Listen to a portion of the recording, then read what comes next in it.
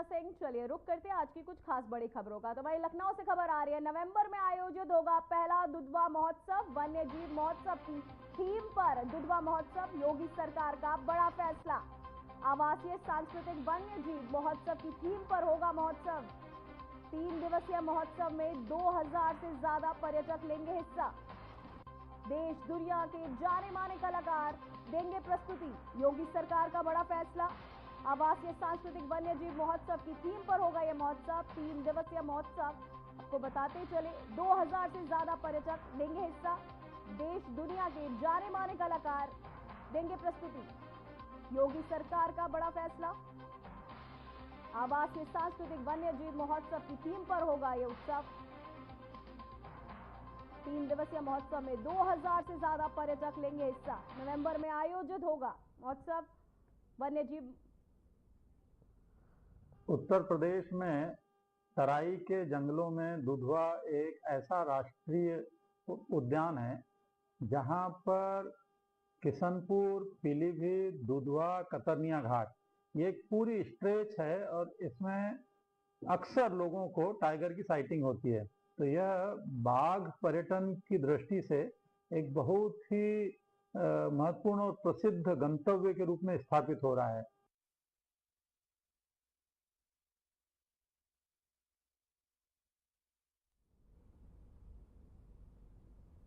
तो एक खबर सामने आ रही है, लोक भवन में कैबिनेट बैठक खत्म। सीएम योगी की अध्यक्षता में कैबिनेट बैठक संपन्न। बैठक में ट्रैफिक की समस्या पर हुआ समाधान। कैबिनेट में स्मार्ट पार्किंग को मिली मंजूरी। हर जिले में बनेगा आधुनिक पार्किंग सिस्टम। बैठक में ट्रैफिक की समस्या पर हुआ समाधान। कैबिनेट में स्मार्ट पार्किंग को मिली मंजूरी। हर जिले में बनेगा आधुनिक पार्किंग सिस्टम। लोक भवन में कैबिनेट बैठक खत्म। सीएम योगी की अध्यक्षता में कैबिनेट बैठक संपन्न। बैठक में ट्रैफिक की समस्या पर हुआ समाधान। कैबिनेट में स्मार्ट पार्किंग को मिली मंजूरी। हर जिले में बनेगा आधुनिक पार्किंग सिस्टम। लोक भवन में कैबिनेट बैठक खत्म। सीएम योगी की अध्यक्षता में कैबिनेट बैठक हुई संपन्न।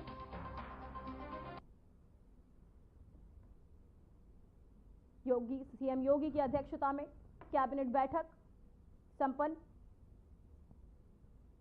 लोक भवन में कैबिनेट बैठक अब खत्म। सीएम योगी की अध्यक्षता में हुई बैठक। सीएम की अध्यक्षता में कैबिनेट की बैठक संपन्न। लोक भवन में कैबिनेट बैठक खत्म। हर जिले में को बताते चले, लोक भवन में कैबिनेट बैठक खत्म।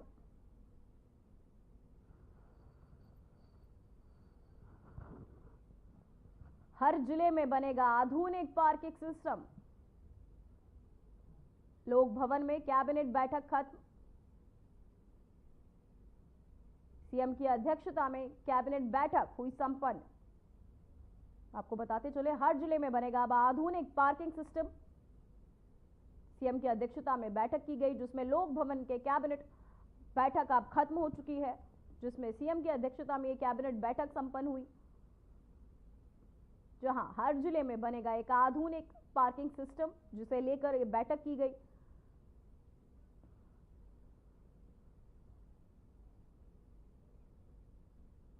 तो वही समाजवादी पार्टी के अध्यक्ष अखिलेश यादव ने लखनऊ में एक प्रेस कॉन्फ्रेंस करते हुए केंद्र और राज्य सरकार पर जमकर हमला निशाना साधा। साथ ही उन्होंने बुंदेलखंड से झांसी के 25,000 किसानों की जमीन हड़पने का गंभीर आरोप लगाया और कहा कि सरकार लगातार मजदूरों के अधिकार छीन रही है। अखिलेश यादव ने कहा, मजदूरों को उनका हक नहीं मिल रहा, उन्हें मुआवजा उनकी जमीन की मार्केट वैल्यू के हिसाब से नहीं दिया जाना चाहिए।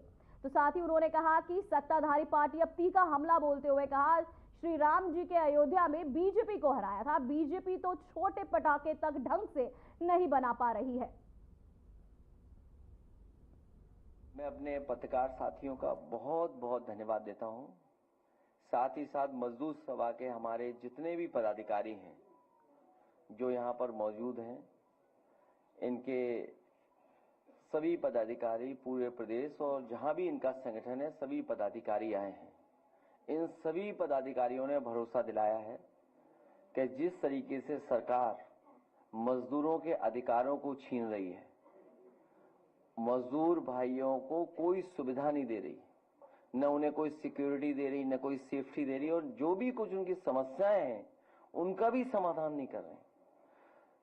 जिस तरीके से किसान का एक्सप्लॉयटेशन है चरम सीमा पर, उससे ज्यादा एक्सप्लॉयटेशन हमारे मजदूर भाइयों का हो रहा है।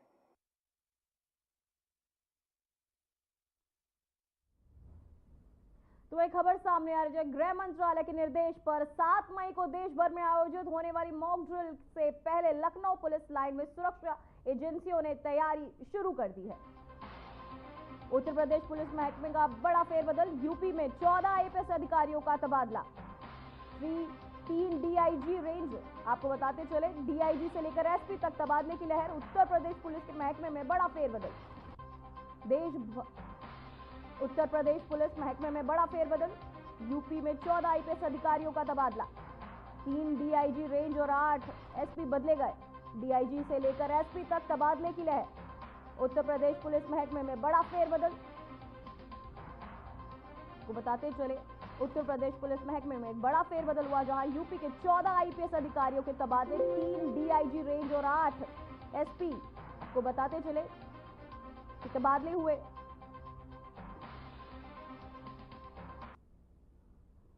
यूपी में 14 आईपीएस अधिकारियों का तबादला, 3 डीआईजी रेंज और 8 एसपी बदले गए। डीआईजी से लेकर एसपी तक तबादले की लहर। यूपी में 14 आईपीएस अधिकारियों का हुआ तबादला। साथ ही आपको बताते चले, 3 डीआईजी रेंज और 8 एसपी बदले गए।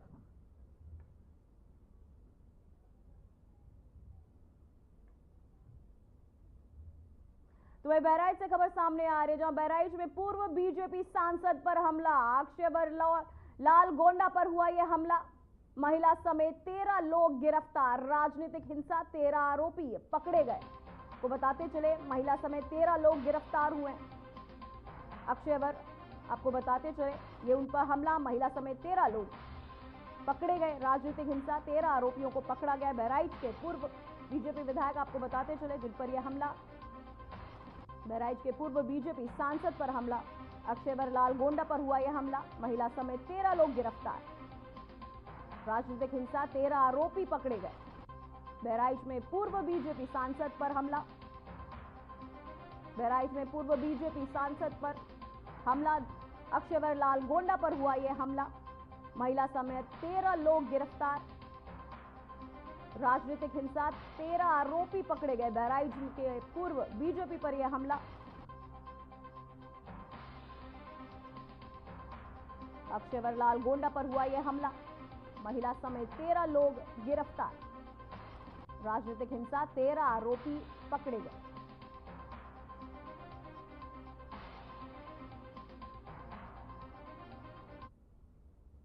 तो वहीं पुलिस कमिश्नर के निर्देश पर आगरा पुलिस को बड़ी सफलता हाथ लगे। ज्वेलर्स योगेश चौधरी की लूट और हत्या मामले में वांछित अपराधी अमन को एक मुठभेड़ में ढेर कर दिया गया।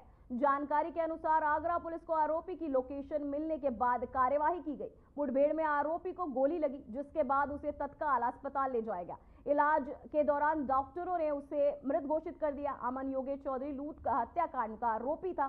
साथ ही आपको बताते चले, पुलिस अधिकारियों ने इसे अपराध के खिलाफ बड़ी कामयाबी बताया है। पुलिस ने घटनास्थल से हथियार भी बरामद किए और मामले की जांच जारी है। नमस्कार, मैं हूं आगरा पुलिस को मिली बड़ी सफलता, लूट हत्या आरोपी अमन एनकाउंटर में ढेर। जैसा कि हम सभी लोग जानते हैं कि आगरा जनपद के इस सिकंदरा थाने में जहां हम लोग अभी खड़े हैं, यहाँ पर शुक्रवार के दिन करीब 12 बजे के करीब एक व्यवसायी थे योगेश चौधरी जी। उनका बहुत ही जघन्य तरीके से उनकी हत्या कर दी गई एवं उनके दुकान में लूटपाट की घटना हुई। इस घटना को हमारी पुलिस ने एक चैलेंज के रूप में लिया और हमारे डीसीपी जो हमारे साथ हैं अधिकारी, इनके पर्यवेक्षण में हमारे जो टीम के लड़के जो 2 हमारे आईपीएस ऑफिसर हैं, आदित्य और विनायक, इन दोनों ने अथक परिश्रम पिछले 72 घंटे में किया। साथ ही साथ इनके साथ जो इनकी टीम जो लगी हुई थी, हमारे 9 अलग अलग टीम डीसीपी साहब ने बनाया और उन सभी लोगों को अलग अलग जिम्मेदारियां दी गई।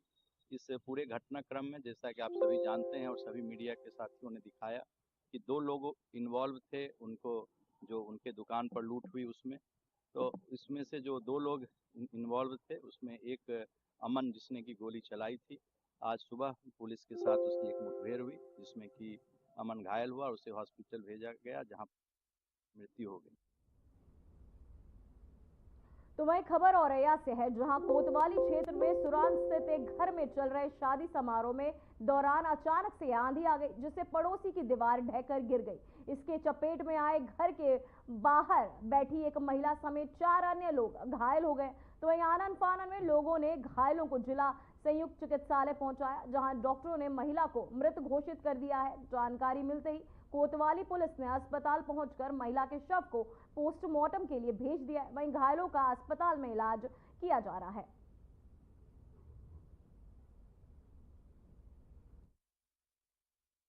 जरिए दूरभाष प्रभारी निरीक्षक कोतवाली औरैया को सूचना प्राप्त हुई कि समय करीब 4 बजे सायंकाल मीरा कुमारी उम्र लगभग 45 वर्ष, पत्नी कमलेश कुमार, निवासी मोहल्ला पटेल नगर, बाबरपुर, थाना अजीतमल, जनपद औरैया की पड़ोसी की दीवार गिरने से दबकर मृत्यु हो गई है। इस सूचना पर प्रभारी निरीक्षक कोतवाली औरैया तथा तहसील प्रशासन की टीम मौके पर पहुंच गई थी। तत्काल मीरा कुमारी को जिला अस्पताल पहुंचाया गया था, जहां डॉक्टरों ने उनको मृत घोषित कर दिया। प्रारंभिक जानकारी से पता चला है कि मृतका मीरा कुमारी अपनी बहन के घर ग्राम सुरान, थाना क्षेत्र कोतवाली औरैया में आज ही आई थी कि तेज आंधी आने से दीवार गिर गई, जिससे मीरा कुमारी गंभीर रूप से घायल हो गई थी। अंततः उनकी मृत्यु हो गई है। शव का पंचायतनामा भरकर पोस्टमार्टम हेतु भेज दिया गया है। मौके पर कानून व्यवस्था संबंधी समस्या नहीं है। पंजाब और हरियाणा, जो पड़ोसी राज्य, जो कभी एक ही पंजाब का हिस्सा थे, आज पानी के बंटवारे को लेकर आमने सामने है।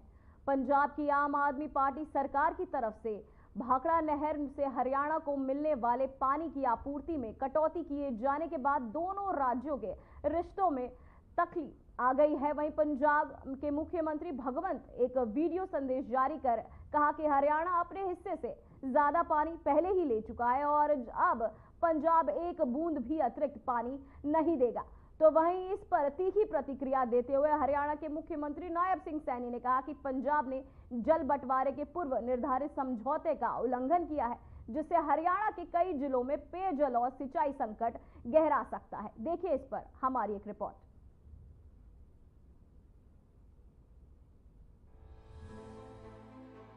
पंजाब और हरियाणा दो राज्य जहां जल विवाद कोई नया नहीं है, लेकिन इस बार स्थिति और गंभीर दिख रही है, क्योंकि दोनों राज्यों की सरकारें अब खुलकर एक दूसरे पर आरोप प्रत्यारोप तेज हो रहे हैं।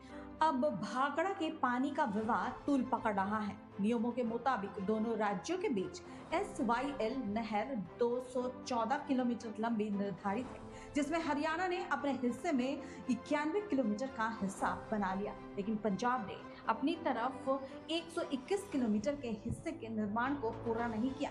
ऐसे में पंजाब के मुख्यमंत्री भगवंत मान ने वीडियो जारी कर हरियाणा का पानी कम करने की बात कही। हजे भी उन्होंने ये समझ नहीं आ रही भाजपा नूं कि पंजाबी धक्का नहीं जरदे। हजे भी वो कोशिशां यही कर रहे ने, कदे अफसर बदलता कदे कोई अफसर मुकर जाता उन्होंने बदल के कहने तू खोल दे गेट, तू खोल दे गेट। इदां नहीं चलूगा। जबकि आंकड़ियां मुताबक वो 31 मार्च तक अपना कोटा खत्म कर चुके ने। फिर भी असी मानवता के आधार पर पीने वास्ते पानी दे रहे हैं उन्होंने। 20 मई उन्होंने पानी 20 मई की रात को उन्होंने पानी मिल जूगा तो 15 दिन उन्होंने आपदियां ही गलतियां का देखो नतीजा तो उन्होंने भुगतना पऊगा, क्योंकि असी उन्होंने 6 चिट्ठियां लिखियां। हर महीने मीटिंग होंदी सी, हर महीने असी चिट्ठी लिखते सी कि तुहाडा पानी खत्म होगा इस बार, तुसी संजम ना वरतो, असी देना नहीं मन्ने। पहलां दी आदतां पईयां होईयां सीगियां। इसके बाद हरियाणा के मुख्यमंत्री नायब सिंह सैनी ने पंजाब के सीएम भगवंत मान पर राजनीति करने का आरोप लगाया। उन्होंने तीखी प्रतिक्रिया देते हुए कहा कि पंजाब ने जल बंटवारे के पूर्व निर्धारित समझौते का उल्लंघन किया है, जिससे हरियाणा के कई जिलों विशेषकर दक्षिणी और पश्चिमी इलाकों में पेयजल और सिंचाई संकट गहरा सकते हैं। उन्होंने केंद्र सरकार से मामले में हस्तक्षेप करने की मांग की। इस मामले में हरियाणा के मुख्यमंत्री नायब सिंह ने कहा, पानी अकेले सिर्फ पंजाब का थोड़े ना है, ये पानी देश का है। हिमाचल से निकलकर पानी पंजाब आता है। भाखड़ा बांध का उद्देश्य पारस्परिक एक दूसरे को सहयोग करना है। खान साहब को कहना चाहता हूं कि आप अपने घर पर आओ, हम आपको चाय भी पिलाएंगे, हम आपको पानी भी पिलाएंगे, लेकिन जहां तक इस पानी की बात है तो पानी पंजाब का थोड़े ही है, ये पानी तो देश का है जो हिमाचल से होकर पंजाब आता है। ये समझना चाहिए। भारत की संसद ने भाखड़ा नग्गल एक्ट जो 1959 में पारित किया, और जिसका उद्देश्य, क्योंकि उसको भी मालूम है और इनको मालूम भी होना चाहिए, जिसका उद्देश्य सतलुज नदी पर भाखड़ा बांध का निर्माण और राजस्थान तथा पंजाब में सिंचाई तथा पन बिजली को लेकर पारस्परिक सहयोग करना शामिल था।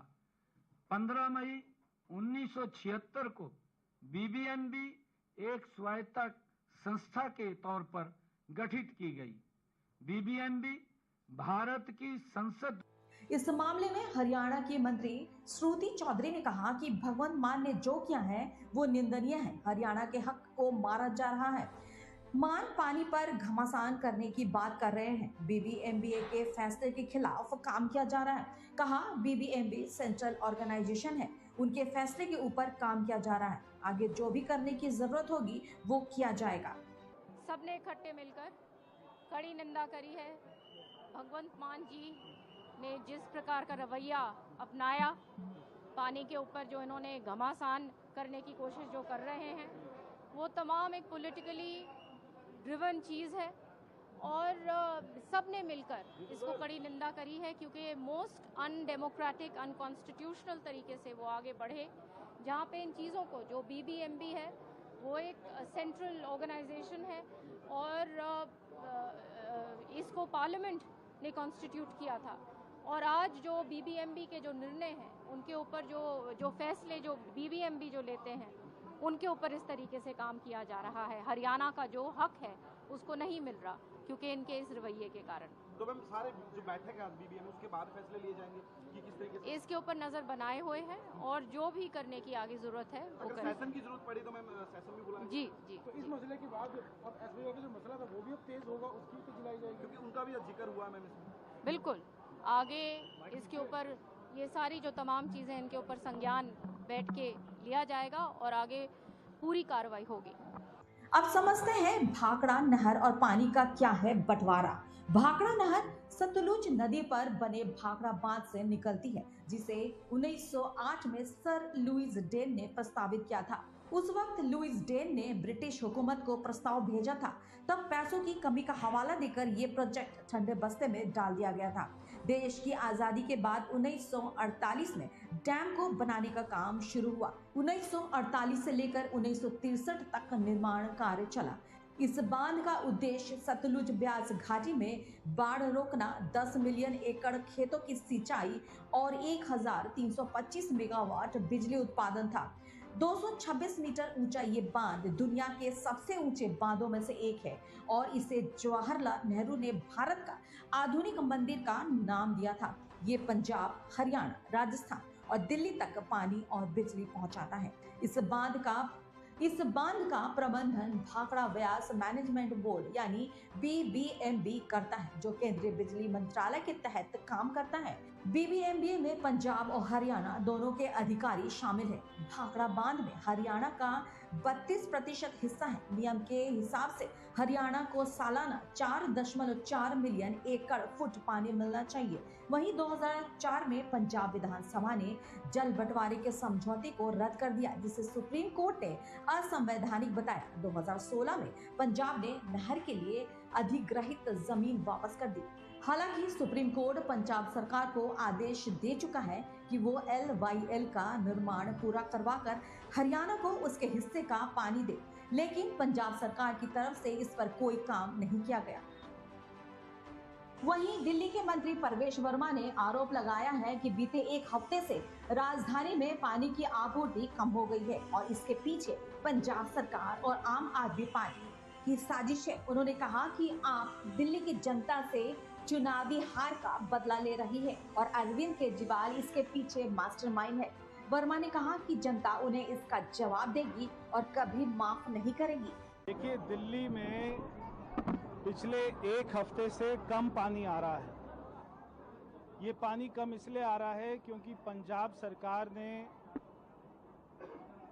दिल्ली के पूर्व मुख्यमंत्री अरविंद केजरीवाल ने, आम आदमी पार्टी ने, जो दिल्ली में उनकी हार हुई है उसका बदला दिल्ली की जनता से लेने के लिए उन्होंने दिल्ली का पानी कम कर दिया। अभी ये खबर आपने भी सुनी होगी कि बीबीएमबी से जो भाखड़ा ब्यास मैनेजमेंट बोर्ड है, एक बार वहाँ से जो पानी रिलीज होता था हरियाणा के लिए, उन्होंने उस पानी को कम किया। और ये जो मेरे पास में आंकड़ा है, दिल्ली में रोज जो हरियाणा से पानी आता था वो एवरेज 980 क्यूसेक पानी रोज हमको मिलता था। मगर एक हफ्ते से मैं आपको अगर बताऊं, 1 तारीख को हमारे पास में 88 क्यूसेक पानी कम आया, 2 तारीख को 119 क्यूसेक पानी कम आया, 3 तारीख को 71 क्यूसेक पानी कम आया, 4 तारीख को 55 क्यूसेक पानी कम आया और 5 तारीख यानी कल 130 क्यूसेक पानी कम आया। यानी कि 980 में से 130 क्यूसेक पानी कम करना, यानी 15% पानी कल जो दिल्ली का हक है उसको कम मिला। क्योंकि पंजाब सरकार दिल्ली के पूर्व मुख्यमंत्री दिल्ली की जनता से बदला लेना चाहते हैं। वो दिल्ली को छोड़कर पंजाब क्यों गए? क्योंकि जो दिल्ली की जनता के लिए उनके गुस्सा है। पंजाब हरियाणा के बीच पानी के विवाद पर जेजेपी नेता दुष्यंत चौटाला ने कहा कि पंजाब सरकार ने गैर जिम्मेदाराना हरकत की है, फोर्सेस लगाकर पानी रोका है, जो दुर्भाग्यपूर्ण है। पंजाब हरियाणा और दिल्ली को बराबर पानी मिलना चाहिए। इससे बड़ा महत्वपूर्ण है और पंजाब सरकार ने जिस तरह का निर्णय लिया है, आज केंद्र सरकार को इंटरवीन करना चाहिए। मिनिस्टर ऑफ पावर के अधीन भाखड़ा नंगल डैम आता है और इस तरह से गैर संवैधानिक तरीके से वहाँ पर फोर्सेस लगाकर लॉक करना बड़ा दुर्भाग्यपूर्ण है। जल्द केंद्र सरकार जो भी तंत्र का इस्तेमाल करना पड़े, यहाँ पर फोर्सेस डिप्लॉय कर अगर ज़रूरत पड़े, मगर हरियाणा, राजस्थान, दिल्ली का पानी इक्वली डिस्ट्रीब्यूट। तो क्या सर अब सभी दलों ने एक सहमति के साथ यही बात करी है कि पंजाब सरकार इसके ऊपर सभी प्रदेशों के बारे में सोचते हुए केंद्र के साथ मिलकर पानी की डिस्ट्रीब्यूशन को इवनली करने का काम है। जबकि पंजाब का कहना है कि उसके पास पहले ही पानी की कमी है। राज्य में भूजल स्तर 300 फीट तक नीचे चला गया है, खासकर भटिंडा, संगरूर और पटियाला जैसे जिलों में। लिहाजा पंजाब के सीएम भगवंत मान का दावा है कि हरियाणा अपने हिस्से से 103% पानी पहले ही इस्तेमाल कर चुका है और अब पंजाब अतिरिक्त पानी नहीं दे सकता। पंजाब ने ये भी आरोप लगाया कि हरियाणा राजस्थान को जाने वाली पानी का हिस्सा अपने लिए इस्तेमाल कर रहा है। पानी का कोई विवाद नहीं है लीगली तौर पे, और आंकड़े जो हैं वो पंजाब के पक्ष में हैं। हमने जितना पानी उनको अलॉट किया था 1 साल के लिए, वो अपना 10 महीने में इस्तेमाल करके फालतू 2 महीने का पानी मांग रहे हैं। और उनके पास सिर्फ यही तर्क है कि पहले हमें मिलता रहा है जी 10-15 साल से, अब पहले वाली बात नहीं रही। हमने अपना कैनाल सिस्टम ठीक कर लिया। जब हमने ओथ ली थी 16 मार्च 2022 को, तब हम 21-22% पानी अपने खेतों के लिए इस्तेमाल कर रहे थे। अब हम 60% से ऊपर चले गए। हमने पाइपें दबा के खेतों तक पानी पहुंचाया, नहरों का, पुरानी कस्सियाँ, सूए, रजबाए हमने पुनर्जीवित किए। तो हमारा पानी, पंजाब का पानी हम खुद इस्तेमाल करने लगे, हमारे पास फालतू पानी नहीं है। इस मामले में केंद्रीय मंत्री मनोहर लाल खट्टर ने जल विवाद के समाधान मामले पर कहा कि पानी पर अधिकार सबका है। पंजाब के लोग न्याय के प्रति हमेशा आगे रहते हैं। जिसका जो अधिकार है उसे जरूर मिलेगा, एक तरफा फैसला नहीं हो सकता। देखिए, चूंकि उनके हाथ में कुछ है नहीं, उनके पल्ले कुछ नहीं है। सुशील गुप्ता ने तो गुण गाने हैं जो उनका बॉस कहेगा, और वो क्या कहेगा वो आपको ही पता, हमको ही पता है। इसलिए एक कहावत है ना, घोंघुआ तो मिट्टी लाना, तो एक फर्ज अदायगी पूरी करने के लिए वो कुछ भी बोलेंगे, लेकिन उनको पता है कि उनकी कुछ चलने वाली नहीं है। और जो कुछ हमने कहा है वो ओपनली कहा है, कोई उनको अकेले में कहना ऐसा नहीं है। हमारे मुख्यमंत्री ने सारे विषय रखे हैं, हमारा पानी का अधिकार है, उस पानी के अधिकार को जबरदस्ती पंजाब का जो मुख्यमंत्री है। फिलहाल खबरों में बस इतना ही। देश और दुनिया की तमाम खबरें देखने के लिए बने रहिए हमारे साथ। नमस्कार।